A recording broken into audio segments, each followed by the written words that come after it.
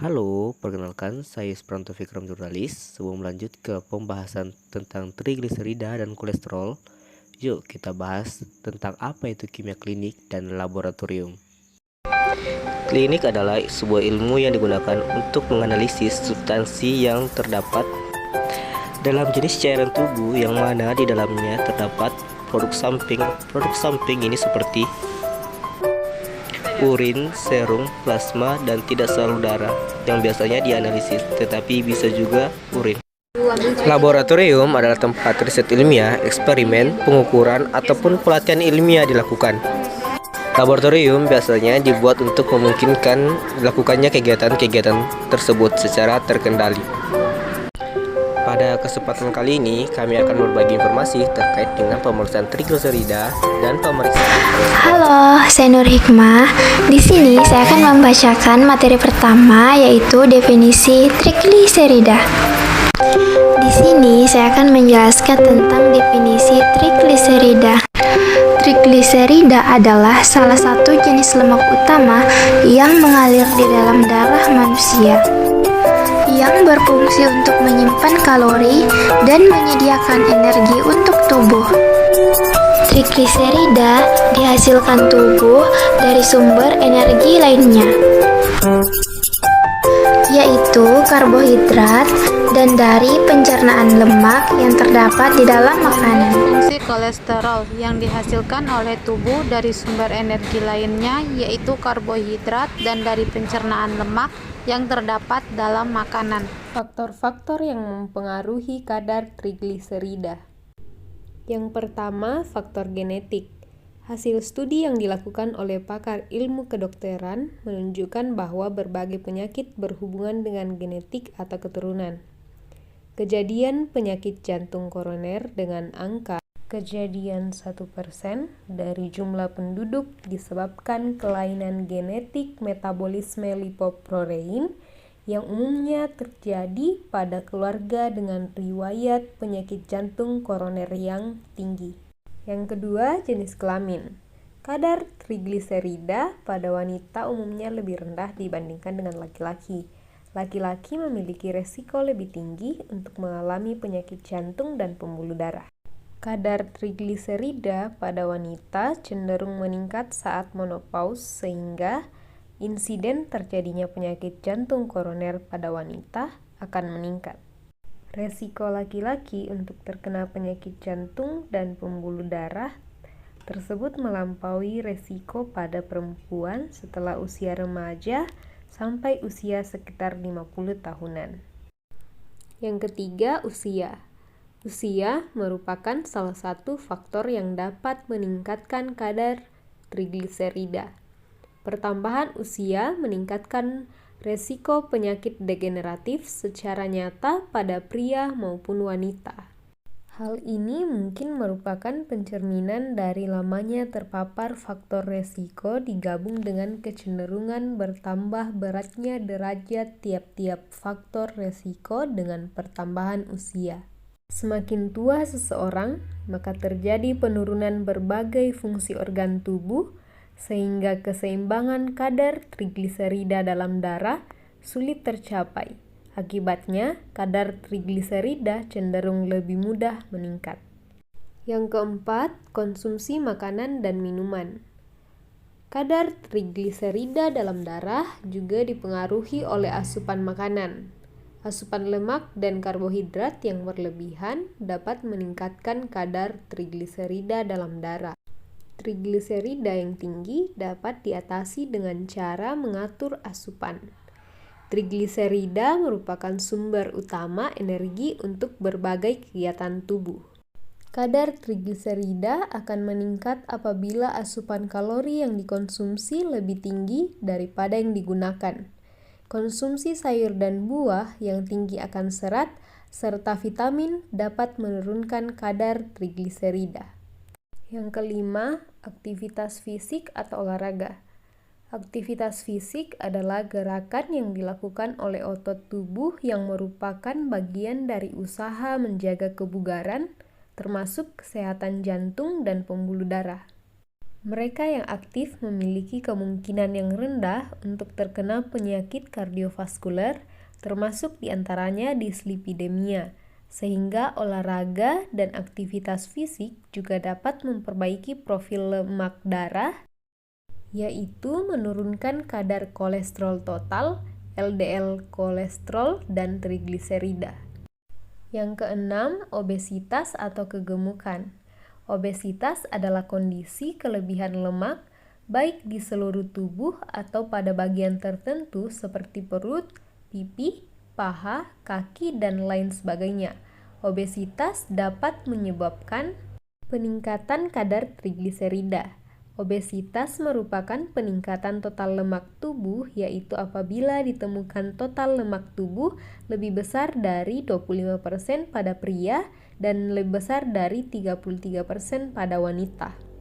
Pada keadaan obesitas, umumnya didapatkan hiperlipidemia. Yang ketujuh, rokok dan konsumsi alkohol. Konsumsi alkohol mempunyai berbagai efek pada level plasma lipid. Efek alkohol paling sering pada peningkatan level plasma trigliserida.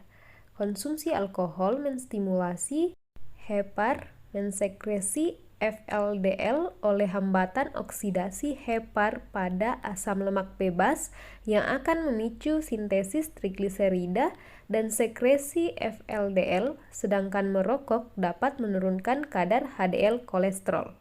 Yang kedelapan, metode pemeriksaan. Dalam pemeriksaan kadar trigliserida harus selalu diperhatikan jalannya pemeriksaan karena kesalahan pemeriksaan dapat mempengaruhi hasil. Dalam hal ini, praanalitik atau identitas pasien, pengambilan spesimen yang dibutuhkan, perlakuan sampel, terus tahap analitik yaitu regen, alat dan sumber daya manusianya, dan pasca analitik yaitu pencatatan hasil dan pelaporan hasil. Semuanya harus diperhatikan karena pekerjaan yang tidak dikerjakan sesuai prosedur yang benar dapat mempengaruhi hasil pemeriksaan. Metode pemeriksaan trigliserida. Pemeriksaan kadar trigliserida menggunakan serum darah seringkali mendapatkan kesulitan karena volume darah yang tidak mencukupi atau kondisi serum yang lisis akibat pengambilan yang kurang tepat. Kondisi sampel yang tidak baik tentu akan mempengaruhi hasil pemeriksaan. Oleh karena itu, apabila hal itu terjadi, pemeriksaan trigliserida dapat menggunakan sampel plasma ETA.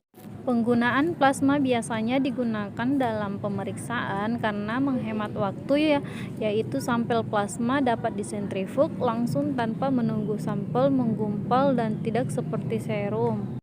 Perlu menunggu sampai koagulasi selesai dengan volume minimal darah lebih sedikit dan yang diperlukan untuk pembuatan plasma.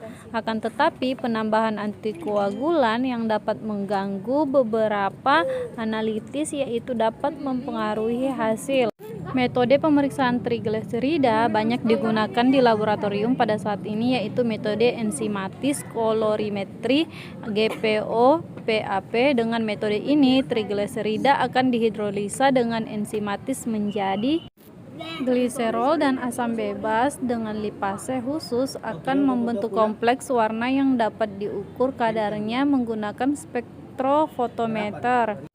Metode pemeriksaan trigliserida yang dijadikan sebagai standar pemeriksaan di laboratorium klinik yaitu metode spektrofotometri. Hal ini disebabkan karena pemeriksaan trigliserida menggunakan spektrofotometri mempunyai tingkat kesalahan yang lebih kecil. Alat dan bahan yang digunakan dalam pemeriksaan trigliserida. Yang pertama, tabung reaksi, kedua mikropipet, ketiga blue tip and yellow tip, keempat tisu, kelima reagen pereaksi, keenam fotometer. Halo, saya Nur Hikmah. Di sini saya akan menjelaskan tentang definisi kolesterol. Kolesterol adalah metabolit yang mengandung lemak sterol yang ditemukan pada membran sel yang disirkulasikan dalam plasma darah. Kolesterol merupakan jenis lipid yang merupakan molekul lemak atau yang menyerupainya. Kolesterol merupakan jenis lipid yang disebut steroid. Di sini saya akan menjelaskan fungsi kolesterol. Fungsi kolesterol sebagai prekursor untuk banyak hormon, termasuk testosteron dan estrogen, menjaga cairan sel membran, dan berkontribusi terhadap pembentukan asam empedu yang membantu mencerna lemak.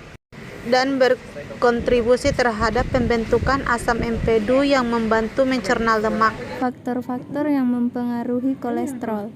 Makanan yang banyak mengandung lemak jenuh yang dapat menyebabkan peningkatan kadar kolesterol seperti minyak kelapa sawit, dan mentega. Faktor pemicu yang dapat meningkatkan kadar kolesterol dalam darah yaitu kurangnya aktivitas fisik ataupun olahraga, di mana terdapat hubungan yang bermakna antara tingkat aktivitas fisik terhadap kadar kolesterol dalam darah dengan nilai P kurang dari 0,05.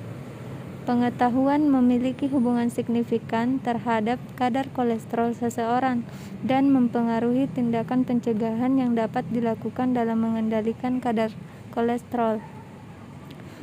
Kepatuhan berpengaruh besar terhadap kadar kolesterol dalam darah. Faktor ketidakpatuhan pasien dalam mengontrol kolesterolnya. Hubungan yang bermakna antara kepatuhan diet dengan kadar kolesterol dalam darah. Metode pemeriksaan kolesterol. Terdapat 3 metode pemeriksaan. Yang pertama secara kolorimetrometri, secara enzimatik, dan secara kromatografi. Secara kolorimetri menggunakan metode Lieberman-Bouchard. Dasarnya adalah kolesterol dengan asam asetat anhidrat dan asam sulfat pekat membentuk warna hijau kecoklatan. Absorben diukur pada spektrofotometer dengan panjang gelombang 546 nanometer. Kelemahan dari metode ini adalah perbedaan penimbunan warna antara reaksi ikatan dari steroid selain kolesterol, interpretasi, hemoglobin, bilirubin, iodid, salisilat, vitamin, dan vitamin D. Secara enzimatik, menggunakan metode kolesterol oksidase diaminase peroksidase aminoantipirin. Dasarnya adalah kolesterol ditentukan setelah hidrolisa dan oksidasi H2O2 bereaksi dengan 4 aminoantipirin dan fenol dengan katalisator peroksida membentuk quinonimin yang berwarna. Absorben warna ini sebanding dengan kolesterol dalam sampel. Kelebihannya yaitu terjadi reaksi dengan sterol tubuh yang bukan kolesterol. Kemudian secara kromatografi menggunakan metode kolesterol oksidase diaminase iodium. Dasarnya adalah penyambunan kolesterol teresterifikasi dengan hidrolisa alkali. Kemudian kolesterol yang tidak teresterifikasi diekstraksi dengan media organik dan dibuat dengan standar internal. Kelebihan metode ini cukup sensitif dan spesifik, serta sejumlah sampel yang dibutuhkan adalah hasil yang diperoleh 3% lebih rendah dibandingkan dengan kadar kolorimetri. Alat dan bahan yang digunakan dalam pemeriksaan kolesterol. Yang pertama tabung reaksi, kedua mikropipet, ketiga blue tip and yellow, keempat tisu, kelima reagen pereaksi, keenam fotometer. Cara kerja pemeriksaan kolesterol. 1. Siapkan alat dan bahan. 2. Persiapan sampel, campur sampel dan inkubasi selama 10 menit pada suhu 25 derajat Celcius atau 5 menit pada suhu 37 derajat Celcius. Titik ukur adsorben, sampel, dan standar terhadap belangko reagen dalam waktu 60 menit. Pengaturan fotometer, panjang gelombang 547 nanometer, faktor 840, program CPRF.